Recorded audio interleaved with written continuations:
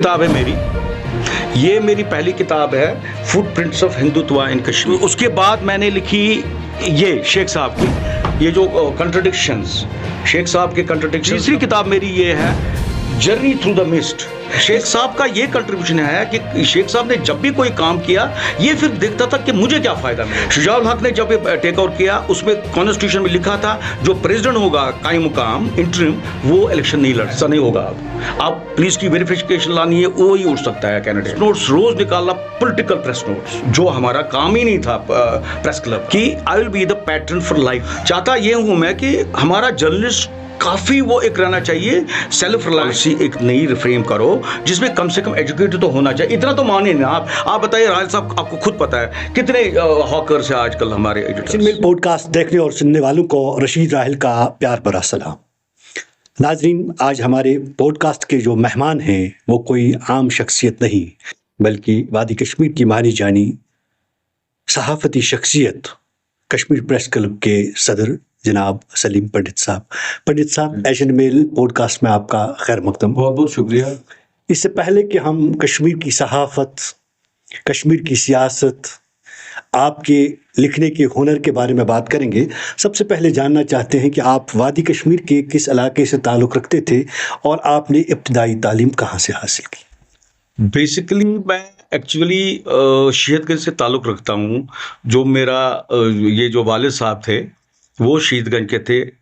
तो उसके बाद हमने मैं ये कहूँगा कि एक चेंज किया और हमारी रेजिडेंस हो गई फिर, क्योंकि मैं पैदा भी हो गया हूँ कोर्ट रोड में, लाल चौक जिसको कहते हैं, जो पुराना जहाँ ये सदर कोर्ट था वहीं। तो मेरी ज़िंदगी, ये जो बचपन है वहीं गुजरा क्योंकि मैं पैदा भी वहीं हुआ हूँ।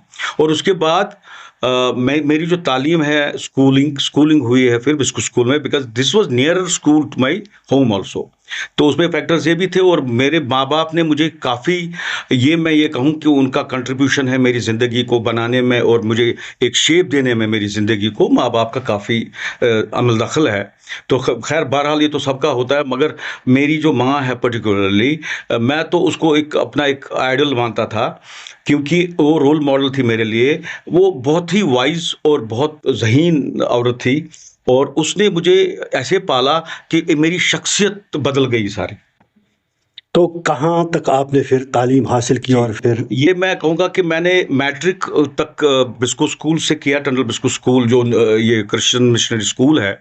तो उसके बाद I joined this SP college Srinagar.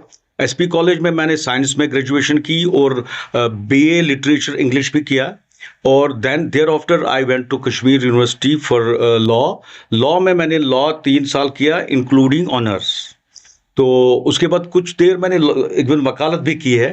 तो फिर शायद ये मुझे एक पैशन था। यहाँ मैं ये कहना चाहता हूँ राहिल साहब आपको कि मेरा जो ये शौक़ था ये कॉलेज से ही था, लिखने का और जर्नलिज्म का।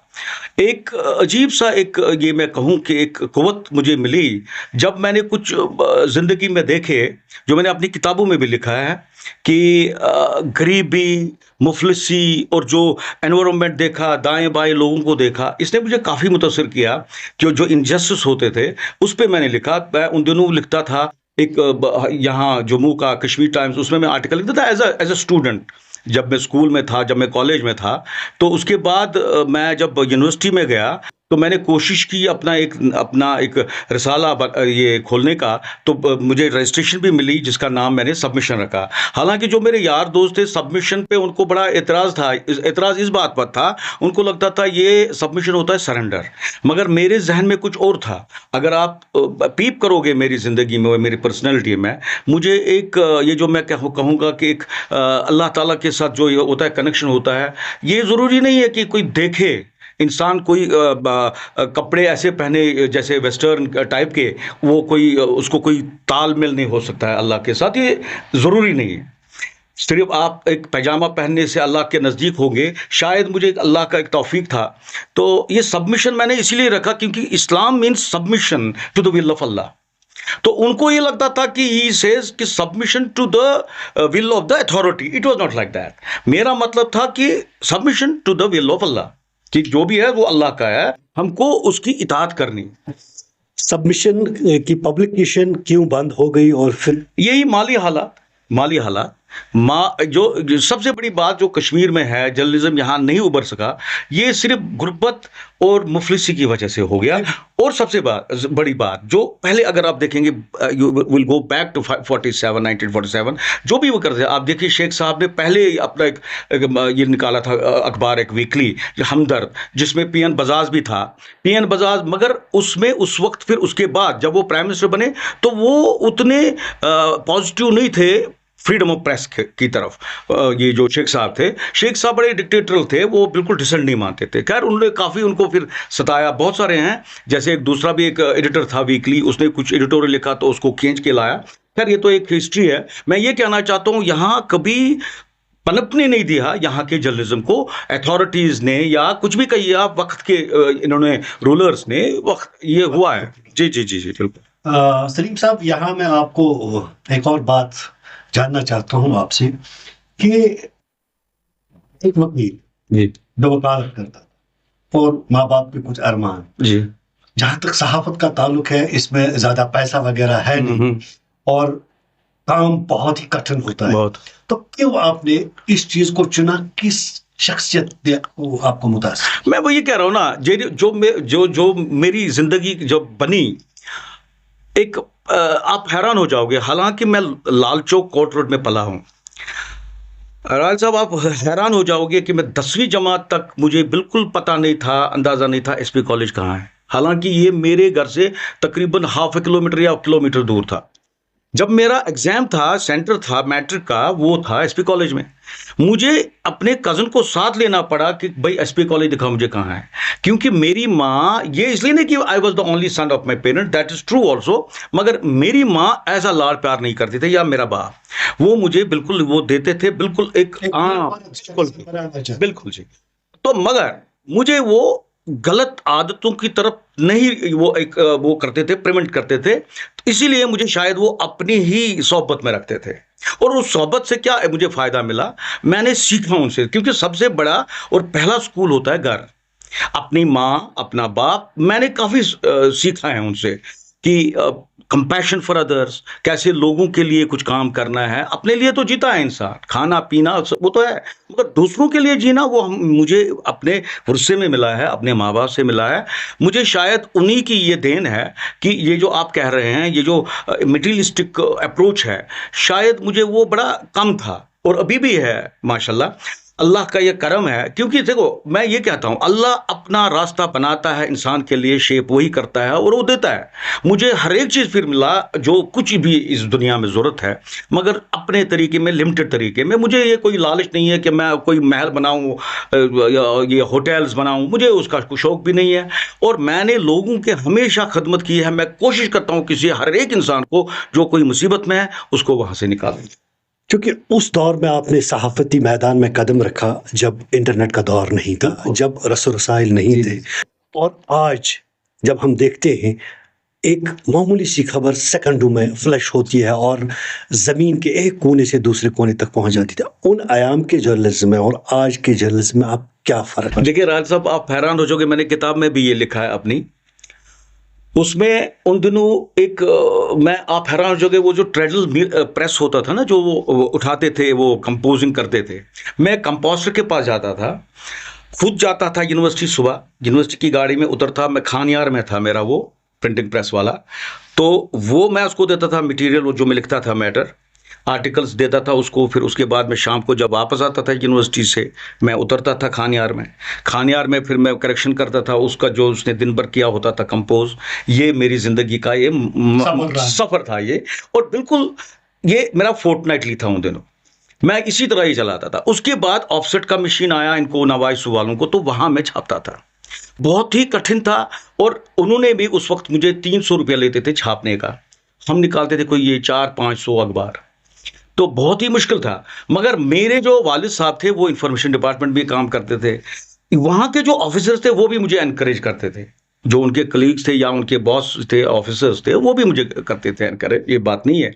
मगर फिर भी आपको तो खुद पता है, आप तो खुद अखबार शाया करते हो, इसमें बहुत पैसा लगता है और बहुत मुश्किल है, इसमें लोग होने चाहिए। मगर अल्लाह का शुक्र है, मेरे जो दोस्त थे, साथी थे, वो कुछ पैसा वैसा नहीं चार्ज करते थे, वो लिखते थे मेरे लिए, तो अखबार के लिए उनको भी शौक था, एक पैशन था।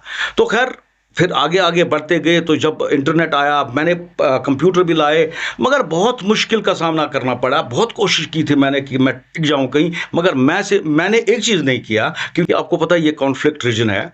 यहाँ बहुत सारे आपको टेम्पटेशन हो जाएंगे। एक आता था, दूसरा आता था, भाई हम पैसे देंगे, आप चलाओ जी, वो करेंगे, ये करेंगे। मैंने बिल्कुल ऐसा नहीं किया, क्योंकि मुझे पता था कि मैं किसी का गुलाम बनूंगा और मुझे वही काम करना है जो वो कहेंगे अल्टीमेटली। तो वो मैंने कभी नहीं किया, इसलिए मुझे बंद करना पड़ा वो। अच्छा, रही मेरी वो वकालत का पेशे का, आपने कहा 2 साल तक मैंने वकालत भी की, मगर कुछ ऐसा हालांकि आप हैरान हो जाओगे, अगर मैंने शायद वकालत की होती तो मैं एक अच्छा वकील बनता, ये भी मैं बताऊं आपको। और शायद मेरी इतनी जान पहचान उस वक्त भी थी, क्योंकि जो मेरा एक सोशल रिस्पॉन्स है वो बड़ा अच्छा था। मुझे उस जमाने में चीफ जस्टिस हुआ करते थे जस्टिस एहसान आनंद साहब, जो चीफ जस्टिस ऑफ इंडिया बने फिर बाद में। उनके साथ मेरे अच्छे मरासिम थे, बड़े अच्छे ताल्लुकात थे। वो मुझे कह रहा था कि आप करो ये वकालत तो आप जज बनोगे। ये भी हुआ था एक, मगर मेरे दिल में कुछ और था। तो अल्लाह का एक होता है एक, ये तब तक वो बन गए चीफ जस्टिस ऑफ इंडिया। उनके साथ तब भी मेरे मरासिम थे, उन्होंने किताबें भी लिखी है। ही वाज वो बहुत ही इंटेलेक्चुअल टाइप का आदमी था, और उसे कॉन्स्टिट्यूशन का वो बड़ा जबरदस्त माहिर था वो। तो कहना यह है मुझे कि मैंने अपना एक रास्ता दूसरा लिया जर्नलिज्म की तरफ, और मैंने यही जानकर किया, और मैंने इतनी सख्तियां बर्दाश्त की है। फिर उसके बाद जब मैंने टाइम्स ऑफ इंडिया ज्वाइन किया, मेरे खिलाफ एक नैरेटिव बना दिया लोगों ने, because there were 2 factors, jealousy का भी फैक्टर था, अपने कलीग्स ने भी किया यहाँ, जो अपने ये जो है फेलो जर्नलिस्ट यहाँ, एक तो compete नहीं कर सके वो शायद मुझे, या उनको जेलसी भी थी। तो बहुत सारे फैक्टर्स थे उसमें। उन्होंने मेरे खिलाफ नैरेटिव बना दिया, ये जी एजेंसी का आदमी है, ये जी फलाने का है, ठिकाना का है। ये अल्लाह और मेरा दिल जानता है, मैं किसी का आदमी हूं नहीं। I am straight forward journalist, that's all. हाँ, जब न्यूज का वैल्यू होगा, न्यूज होगी तो मैं करूंगा जरूर। हालांकि मैंने बहुत सफर किया at the hands of these politicians as well, but I don't mind. इनका ये काम है, मेरा ये काम था। क्योंकि सहाफ़त एक ऐसा ही पेशा है, ख़तरों के साथ जी, खेलना और हकीकत सामने लाना, इसमें कोई दो राय नहीं है। चूँकि सहाफ़ती सफ़र अभी भी आपका जारी है। इस बीच आपने कई किताबें लिखी। जी, जी। एक सहाफ़ी को टाइम नहीं मिलता है किताबें लिखने का। बहरहाल, शौक़ जो होता है, शौक़ के आप आगे सब कुछ फीका भाई पड़ता साहब, है। आप हैरान हो जाओगे, मैं सुबह के 4 बजे सोता हूँ, वो भी 4-5 घंटे के लिए। इतना मैंने मेहनत की है इन किताबों को। मैं रात भर सोता ही नहीं था बिल्कुल। अच्छा, कभी कभार ऐसा होता था, मैं बाहर देखता था तो लाइट आई होती है या अजान होती थी। तो अभी तक कौन-कौन सी किताब आपने मैंने शाया की? अब तक शाया की है 3, और एक अंडर प्रिंट है जिसका नाम है द हूर। पहली किताब है मेरी, ये मेरी पहली किताब है, फुटप्रिंट्स ऑफ हिंदुत्व इन कश्मीर। उसके बाद मैंने लिखी ये शेख साहब की, ये जो कंट्रडिक्शंस, शेख साहब के कंट्रडिक्शंस, कब कब क्या उन्होंने किया, और उन्होंने अल्टीमेटली कैसे एक वो था, उसको बड़ा एक खलिश थी कि शायद मेरा ये गलत कदम हुआ, जो भी उन्होंने किया, उनको उस पर बड़ा ये अफसोस था। ये सारी ये जो लुभाव है उसका यही है कि शेख साहब ने शायद वो विजनरी जिसको कहें, वो एक लीडर जो होता है वो विजनरी होना चाहिए। ये मेरी दूसरी किताब है उन पे। और तीसरी किताब मेरी ये है, जर्नी थ्रू द मिस्ट। इसमें एक बड़ा फिलॉसफी है इसमें, जर्नी थ्रू द मिस्ट, क्योंकि इंसान जो है वो एक धुन से आता है, एक धुन में जब मरता है तो धुन में ही चला जाता है। इसी का यही मतलब है। जब मैं आया हूं, मुझे पता नहीं मैं कहां से आया हूं, कहां जाना है मुझे, तो ये अल्लाह को ही पता है, ये इल्म।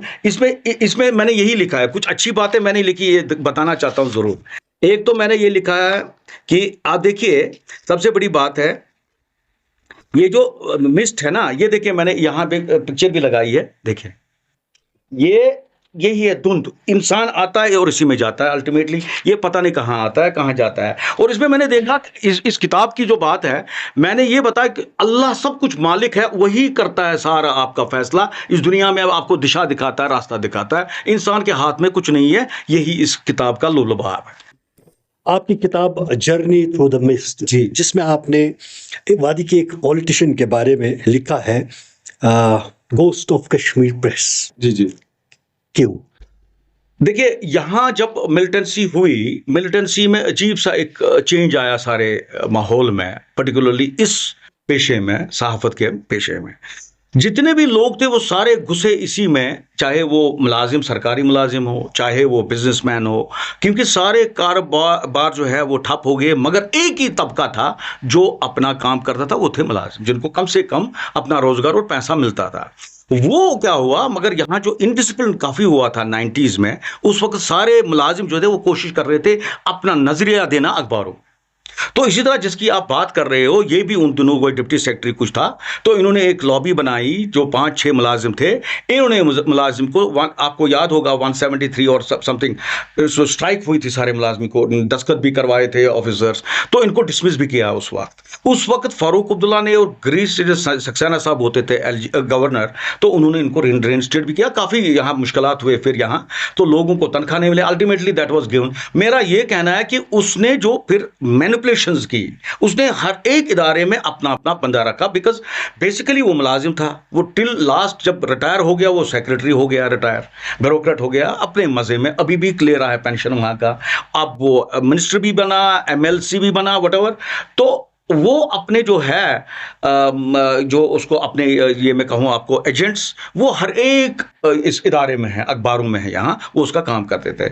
आप हैरान हो जाओगे, कश्मीर यूनिवर्सिटी के जितने भी ये प्रोफेसर्स थे जो मास कम्युनिकेशन, वो वहाँ लिखते थे उस अखबार में, एक पर्टिकुलर अखबार में, और ये उनको बोलता था कि क्या करना है, कौन सी स्टोरी लिखनी है, किसके खिलाफ। मैं यहाँ आपको ये कहना, हाँ, वो इसीलिए गोश्त था। वो क्या करता था, आप देखिए, एक जमाने में जब मैंने एक स्टोरी लिखी कि टूरिस्टों पे अटैक हो गया, उन दिनों वो मंत्री था, मिनिस्टर था, उसने मेरे खिलाफ ऐसी साजिश बनाई, एक तो सारा माहौल मेरे खिलाफ कर दिया।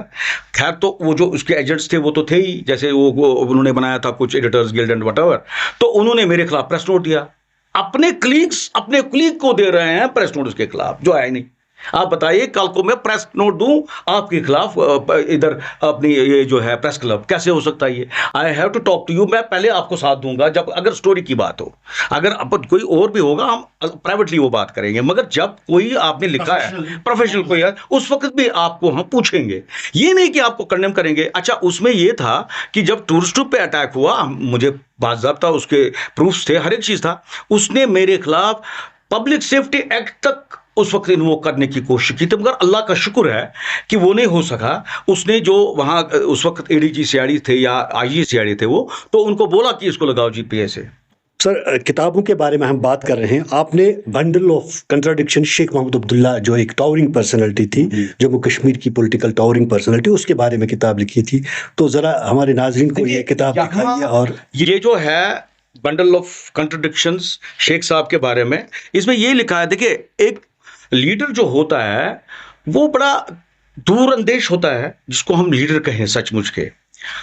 लोगों ने इनको माना था ये एक डिवाइन फिगर है, कि अल्लाह ताला ने हम पे करम किया है, शेख साहब के रूप में एक ऐसा लीडर उभरा 1930s में कि ये हमको आज़ादी दिलाएगा एक टायरेंट रूलर से, जो कि डोगरा हिंदू रूल था उन दिनों, उसको बोलते थे Dharam rule. That was called Dharam rule because that was a Hindu rule, Dogra Maharaja Hari Singh. तो इसने, क्योंकि इन्होंने काफी मार्शलाइज किए थे मुसलमान कश्मीर के, बड़े उनकी पॉवर्टी थी, पढ़ाना नहीं था, बिल्कुल कुछ नहीं था, वो तो बिल्कुल मार्जिनलाइज थे। आप हैरान हो जाओगे, एक ज़माने में यहाँ मुसलमान को टैक्स देना पड़ता था बीवी के लिए भी।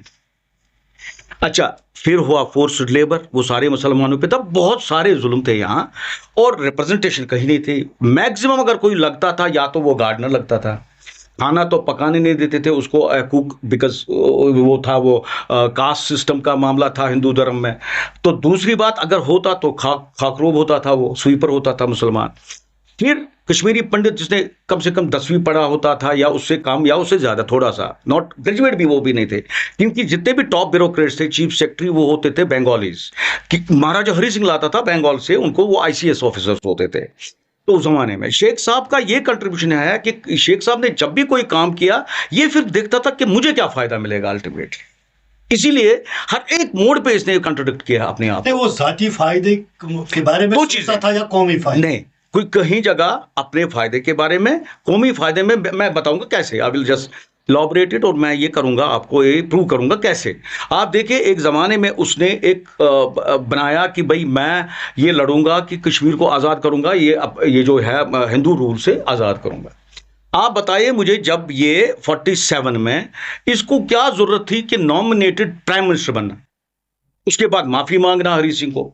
जब इसने बोला, जब 47 में ये रेडर्स आ गए, आपको शायद, मुझे नहीं पता, आपको पता है ये, कि इसकी फैमिली को इसको छोड़ा सितंबर 29 1947 को रिलीज कर दिया, because he was in jail under sedition act. Maharaja Hari Singh ने रखा था। वेन नेहरू जी ने इसको छुड़वाया जेल से 49 सितंबर 29 को, और उसने बोला इसको माफी मांगो, बिकॉज हरि सिंह इसको नॉमिनेट नहीं कर रहा था इमरजेंसी एडमिनिस्ट्रेटर। इसने माफी मांगी और उसने कुछ गोल्ड कॉइन्स दिए, इसने, नेहरू ने इसको बोला इसको दे दो एज अ गिफ्ट, और उसने माफ कर दिया इसको। उसके बाद उसने नॉमिनेट कर दिया इसको एज अ प्राइम मिनिस्टर। अच्छा, इससे पहले मैं ये कहना चाहता हूं, जब रेडर्स आने थे, इनको पहले ही पता था। रेडर्स आगे 22 को स्टार्ट हो गया, गुलमर्ग ऑपरेशन बोलते थे वो पाकिस्तानी उसको। वो आए गुलमर्ग साइड से, जब वो आए और यहां से भी, उड़ी से भी आ गए, तो उसको जब 22 को वो स्टार्ट हो गए यहाँ आना, इनको पहले ही पता था, बिकॉज उन दिनों पटेल था, Sardar Patel was home minister, उसको भी पता था। बिकॉज ये जो, आप हैरान हो जाओगे, जर्नल जो था वो बोथ साइड्स एक ही था, आर्मी जनरल, वो इसको भी बोलता था यहाँ के भी, और उसको भी पता होता था। So he must have communicated to this general कि भाई वहां हम आ रहे हैं, रेड कर रहे हैं कश्मीर पे। इसने नेहरू को बोला, नेहरू ने पटेल को भी पता था। इन्होंने सबसे पहले सड़क बनाई पठानकोट, और ये, ताकि इस बिल्कुल हमारा रोड क्लियर हो जाएगा। और शेख साहब को उठा के इसकी फैमिली जेल से निकाल के इसकी फैमिली को पुणे भेज दिया एक स्पेशल एयरक्राफ्ट में। चलिए, इस किताब को हम पढ़ेंगे और हम भी देखेंगे कितना सच कितना झूठ है। फुटप्रिंट्स ऑफ हिंदुत्व इन कश्मीर, तो ये एक और किताब आपने जो लिखी है, तो इसके बारे में हमारे नाज़रीन को जरा दिखाइए, इस बुक का लुक कैसा है और इसमें क्या आप कहना चाहते हैं। जी, ये जो है, ये किताब, ये बहुत इंपॉर्टेंट बुक है, और कंटेम्प्रेरी ये जो हमारा माहौल आज का है, ये उभर जो रहा है सारा इंडिया, उसी पे है ये किताब। इस किताब में यही लिखता हूं मैं, ये जो फुटप्रिंट्स ऑफ हिंदुत्व आज नहीं आ रहा है, अब नहीं आ रहा है, जो 2014 से हम कह रहे हैं आ रहे हैं यहाँ, ये 1930 में यहाँ था। क्योंकि एक मौजी था, MS मौजी, इनका बड़ा जबरदस्त एक लीडर था, MS गोवलकार भी, ये सारे RSS के थे आइडियोलॉग्स, ये सारे आते थे यहाँ। इनको काफ़ी अपने वो, मैं ये कहूँ, दोस्ती या याराना महाराजा हरि सिंह के साथ। महाराजा हरि सिंह की जो रानी थी, बेसिकली वहाँ जो इनका एक प्रीस्ट था, वो भी RSS में था, और वही प्रीस्ट सारा चलाता था अंदर। उस चीज को आप कहना चाहते हैं कि कब से ये हुआ है। It is not this time only, 2020, ये जो है 2014 में तब से आ गया, नहीं, ये आ गया 1930 से। और मुझे नहीं, ये पता नहीं कि शेख साहब को ये पता था, इस चीज का इल्म था कि नहीं। यही मैं कह रहा हूं, ये जो लीडर होता है ना, लीडर को दूर अंदेशी होती है। लीडर इतना नहीं सोचता है, कल को ये बोलेगा, मैंने इसमें अपनी किताब में लिखा है, शेख साहब 1982 में पछता रहा था कि मैंने क्यों गलती की, क्योंकि यहाँ डेमोग्राफी भी चेंज हो जाएगी, हर एक चीज चेंज हो जाएगा, कि मैंने गलत किया शायद एक जमाने में। अगर वो सचमुच का लीडर होता, उसका दूर अंदेश, आप देखिए, यही मैं यहाँ प्रेज करता हूँ इन RSS के लीडरों को। आप देखिए, यही 1920 या 25 में उसी सावरकर ने बोला कि भाई 2 नेशन थ्योरी सही है, एंड ही वाज राइट। आज तो प्रूव हो रहा है। आप बताइए, जब डिवीजन हो गया तो ये जो जिना है, ही टुक इट फ्रॉम वेयर, उसने तो RSS से लिया ये कॉन्सेप्ट 2 नेशन थ्योरी का। किताबों पे बात हो जाएगी, प्रेस क्लब की बात करेंगे। जी जी। कश्मीर प्रेस क्लब बहुत ही मुश्किल के साथ बना था, और शायद आप ही की वजह से, और आपने उस पर काफ़ी मेहनत की, लेकिन बाद में वही प्रेस क्लब बंद भी हुआ और उस पर कहीं आपस में अनबन भी हुई। क्या वो जो हाथ थे, और अब दोबारा इसको रिवाइव करने की ज़रूरत है, तो क्या कर रहे हैं आप अभी? देखिए, जब प्रेस क्लब मैंने 2018 में स्टार्ट किया बनाना, मैंने रजिस्ट्रेशन करवाई उस वक्त कश्मीर प्रेस क्लब के नाम से, सब कुछ कराया, आपको पता होगा ये। मैंने मुझे अलॉटमेंट भी की, और मेरे नाम पे वो अलॉटमेंट भी थी जो H9 है यहाँ पोलोवे में। तो उसकी जो मरम्मत है, क्योंकि एस्टेट्स डिपार्टमेंट ने जब हमको अलॉट किया था through information department, it was not their job कि ये इनोवेट करे। हमने अपने तरीके से किया, और खैर उन्होंने भी कुछ, मेरे को दोस्त थे, उन्होंने भी हमें हेल्प करके एक ठेकेदार को दिया, जिसने अपने पैसे खर्च किए, तो 24 लाख रुपया उस वक्त, तो उसने रेनोवेट भी किया। अल्टीमेटली क्या हुआ, इनको यही जो मैं स्टोरी की बात कर रहा था, इसी जो गोस्ट है, इसने एक मैनिपुलेशन करके मुझे रिजाइन करवाया, इतना प्रेशर करवाया कि ये सारे के सारे मेरे एग्जीक्यूटिव बॉडी में जो थे, जो मेरा वाइस प्रेसिडेंट था सबसे पहले, वो मेरे खिलाफ इतनी साजिश करने लगा और वो एनसी को भी मिलता था। ये जो पॉलिटिकल पार्टीज थे ये दोनों मेरे खिलाफ हो गए, क्योंकि देखिए जर्नलिस्ट को दोस्त नहीं हो सकता, या he can not please people all the time. उसको दुश्मन भी बनते हैं, वो दोस्त भी बनते हैं किसी टाइम। और देखो जी आपने मुझे बड़ा अच्छा लिखा था, और नहीं जी आज क्या लिखा था, मतलब every time he can not be friend, because journalist का काम ही ऐसा है जो लिखता हो, जो एक्टिव जर्नलिस्ट हो। बाकी ये जो ऐसे ही जर्नलिस्ट हैं उनको तो दोस्ती रहेगी हमेशा। यार इन्होंने बोला जी नहीं जी आप रिजाइन करो, इतना प्रेशर डाल के मैंने कहा यार ये तो हद है, मैंने छोड़ा। मगर इतना यहां कहूंगा रायल साहब, मुझे महबूबा ने फोन किया, वो उन दिनों चीफ मिनिस्टर थी, she called me to the secretariat and हमारी मीटिंग हो गई। डीसी साहब को उन दिनों था वो आबिद साहब को भी मैंने कहा आबिद साहब को बुलाओ, क्योंकि वो कह रही थी कि नहीं आप कंटिन्यू करो एज प्रेसिडेंट, क्योंकि अगर ये बनेगा आपकी वजह से, आप इसका मेहनत करते हो, यू कैन डू दैट। मैंने कहा नहीं मैं बिल्कुल नहीं करूँ, मेरी इंसल्ट हो गई, मुझे नईम अख्तर किसी के थ्रू करवा रहा है ये, वो मुझे ऐसे कर रहे हैं।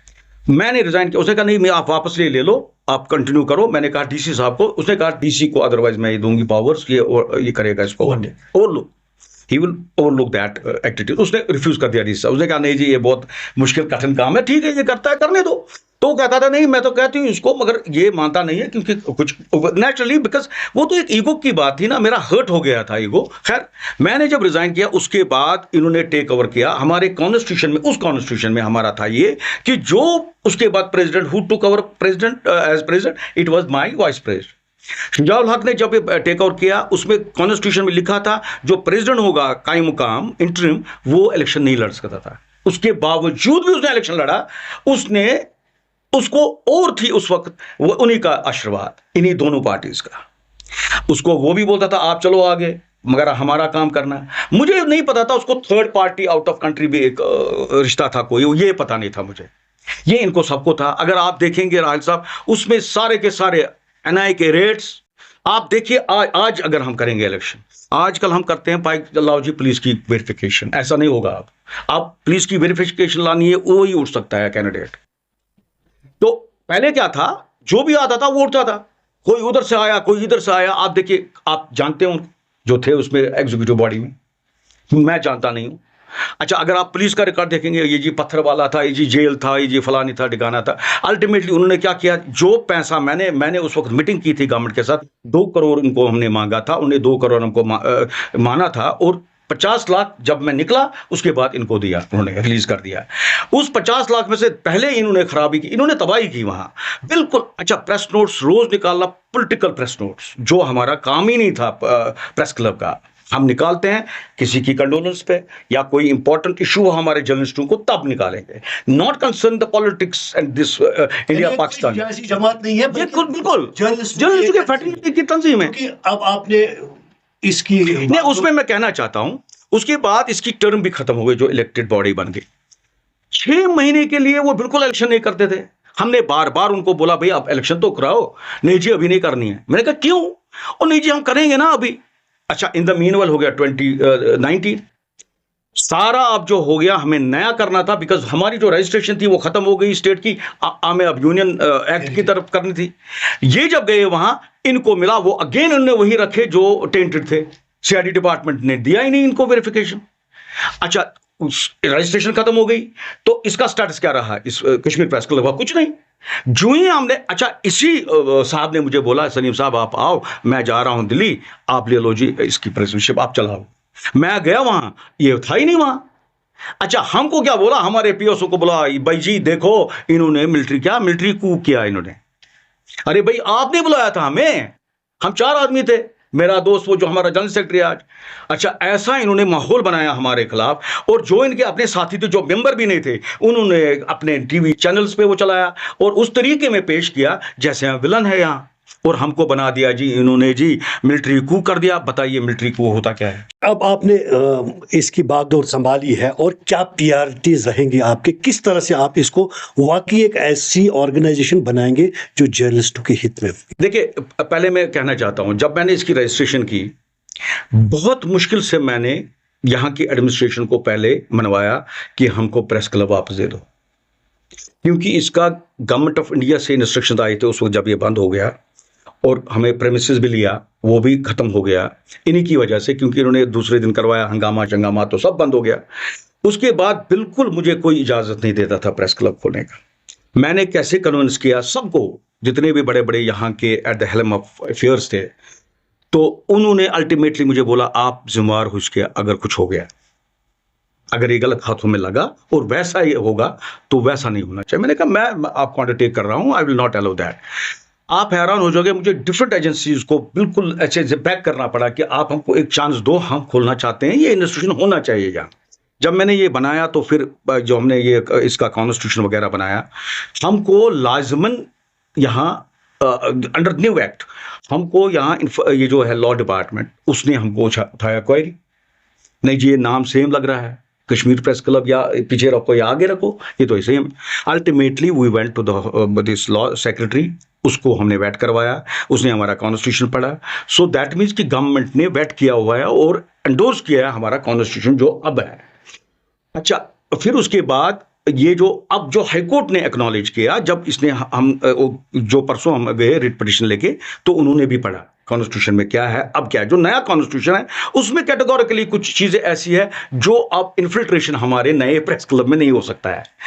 अच्छा, यही है उसमें एक बड़ा एक उन्होंने रखा कि I will be the pattern for life इस प्रेस क्लब का। अगर कल को मैं इलेक्शन भी कराऊं, नए एग्जीक्यूटिव बॉडी मेंबर्स आएंगे, अगर उनकी एक्टिविटीज, पहले तो पुलिस की उनकी वेरिफिकेशन लानी है तभी तो लड़ सकते हैं वो, उसके बाद अगर उनकी एक्टिविटीज ऐसे रही which are detrimental to the society and plus the fraternity, तो हम उसको डिसॉल्व कर सकते हैं।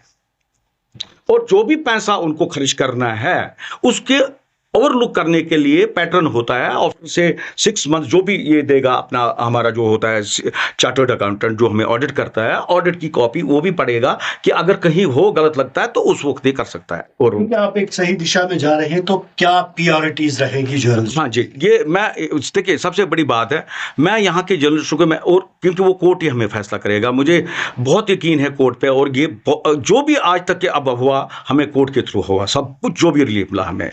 तो मैं चाहता हूं कि कोर्ट को मैं एक बार और जाऊं उनके पास और उनको ये बोलूं कि कम से कम ये जो हमारा ये सोशल सिक्योरिटी फंड जो है, एक किस्म का जो जिसको हम पेंशन बोलते हैं, जो हमारे जर्नलिस्ट होते हैं यहाँ के, पर्टिकुलरली जो यहाँ लोकल अखबार चलाते हैं, एक स्टेज पे ये बेचारे क्रिपल होते हैं, इनको कोई सहारा नहीं होता, बिकॉज इनको कोई बैकग्राउंड ही नहीं बेचारों को, ये उसी को वो जो अखबार ये बनाते हैं उसके बाद खाते हैं ये।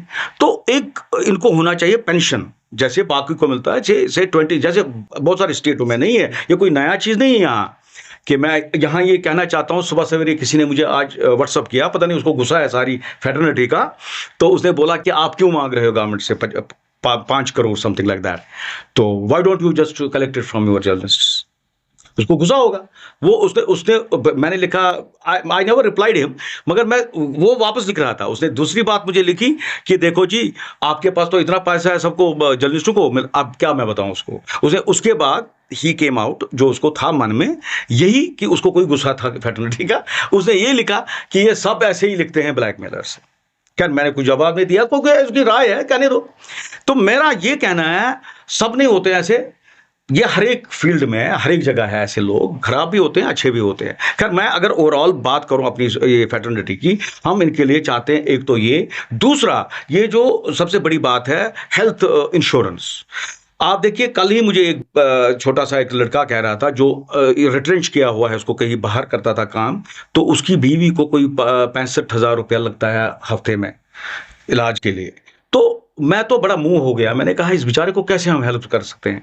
उसके लिए हम अगर 10,000 20,000, मैं कहता हूं अपने सारे इन साथियों को कि आप भी कंट्रीब्यूट करो, 1,000 5,000 कुछ भी दे दो, अपने वेलफेयर इसमें रखो, ताकि हम यहाँ जो बैंक है, एक तो वह कोई हमें देगा, वो भी कर रहा हूँ मैंने, ये जो हरियाणा की जर्नलिस्ट है उन्होंने हमारे साथ किया हुआ है, तो क्योंकि अभी कागज़ पूरे नहीं मिल रहे हैं, मैं अदरवाइज देता हूँ उनको, वो भी इंश्योरेंस हमारा कराते। तो दूसरा यहाँ HDFC के थ्रू या किसी बैंक के थ्रू हम एक करेंगे उनका वो हेल्थ केयर का, जिसमें अनलिमिटेड होगा, जितना भी खर्चा होगा वो भी बर्दाश्त करेंगे। 10-15 हज़ार जब हम ग्रुप में करेंगे शायद वो कम लेंगे प्रीमियम, तो मैं वो भी कोशिश कर रहा हूं।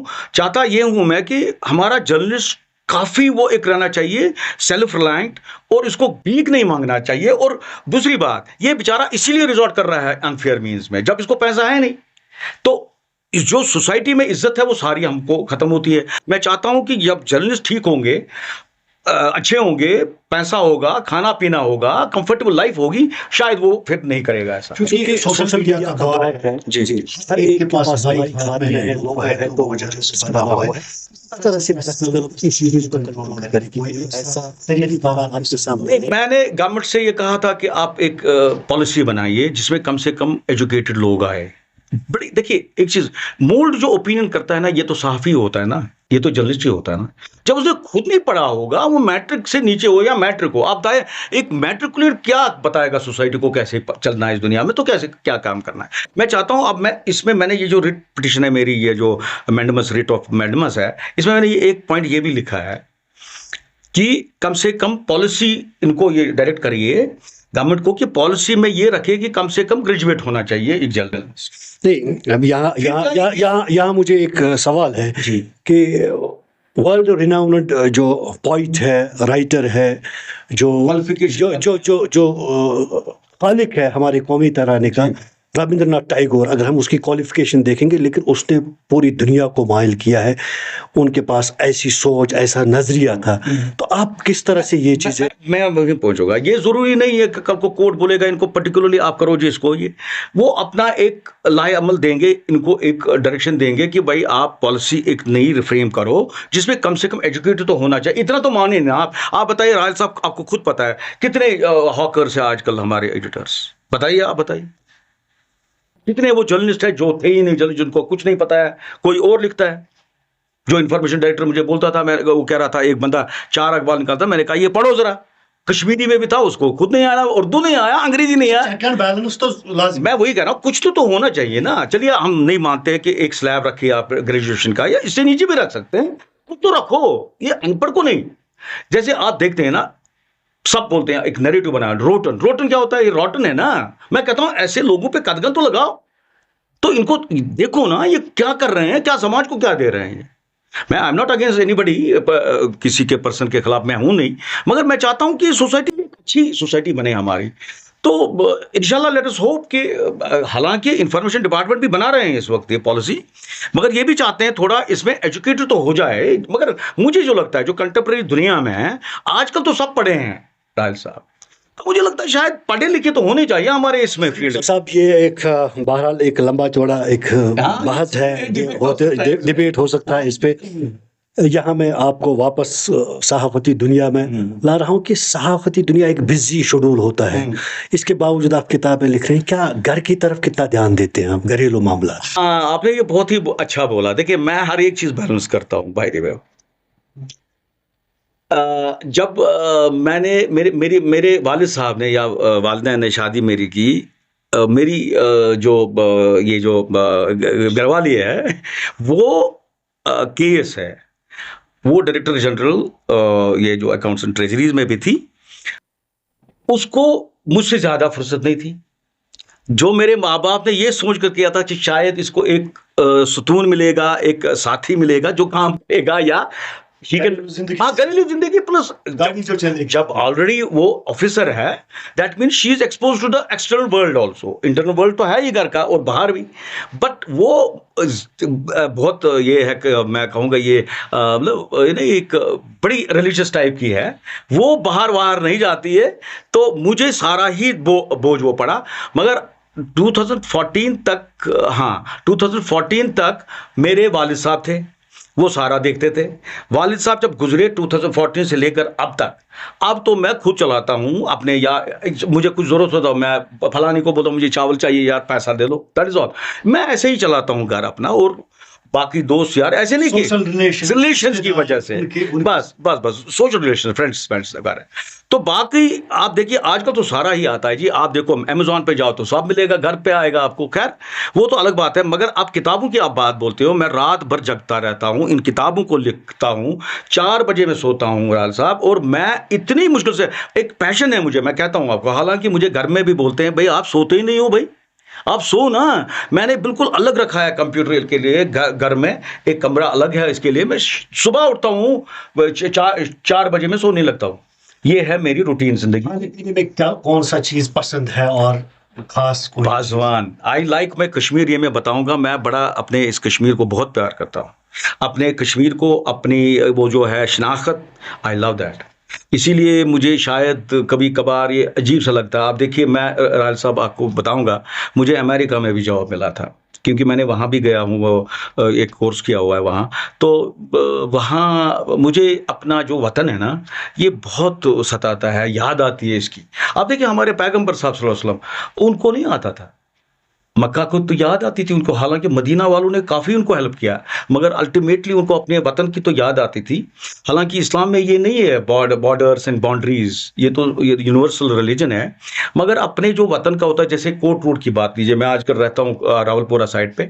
आप देखिए जब मैं एक लाल चौक से चलता हूँ या कोट रोड में घुसता हूँ, एक नॉस्टैल्जिया होता है, मुझे बड़ा ये अपना सारा वतन याद आता है। हालाँकि वहाँ अब सारा वो अजीब-सा माहौल बन गया है, कमर्शियल बना है, मगर फिर भी मुझे अपनी ज़िंदगी याद आती है। हमारा बचपन याद आता जी, जी, क्योंकि हमारा नाना जो था वो बड़ा पैसे वाला था, उसकी सारी प्रॉपर्टी वहाँ थी, मैजेस्टिक से लेकर बिल्कुल वहाँ तक।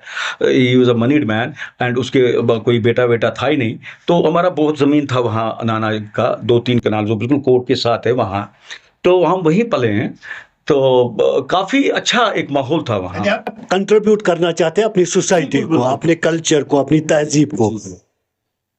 सलीम साहब आपका बहुत बहुत शुक्रिया, आपने एशियन मेल के साथ बहुत वक्त गुजरा। इंशाल्लाह फिर कभी मुलाकात करेंगे और आगे इस पे बात करेंगे। नाज़रीन, मुझे उम्मीद है कि आपको हमारा ये पॉडकास्ट पसंद आया होगा। अगले पॉडकास्ट में किसी और शख्सियत के साथ आपको रूबरू करेंगे। तब तक के लिए अल्लाह निगहबान। शुक्रिया।